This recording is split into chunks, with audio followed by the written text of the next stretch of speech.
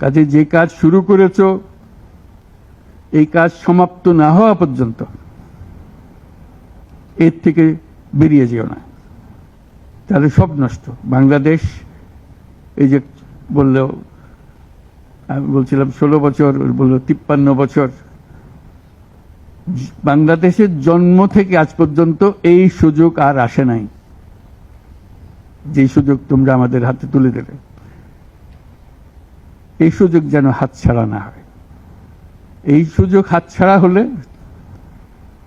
বাংলাদেশের আর কোনো ভবিষ্যৎ থাকবে না। এটা কোনো আর দেশ, এটা কোনো রাষ্ট্র আর থাকবে না।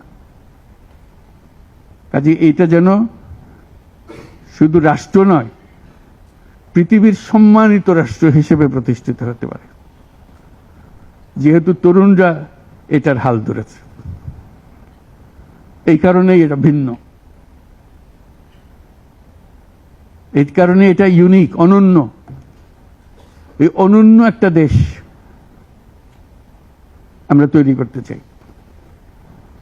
মানুষ এসে এটা, দুনিয়ার মানুষ এটা এসে দেখে যাবে, তোমাদের কাছে শিখতে আসবে, তোমাদেরকে নিয়ে যাবে। আমাদেরকে বলো কি মন্ত্র দিয়ে তোমরা এটা করেছো, এই মন্ত্রটা তারা শিখতে আসবে।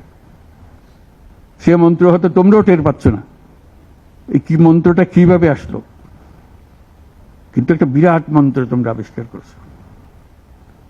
এই মন্ত্রকে ধরে রাখবে।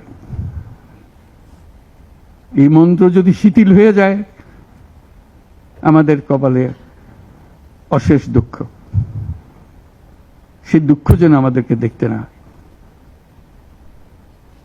তোমাদেরকে অভিনন্দন। তোমরা নিজ নিজ চিন্তায় অনড় থাকো।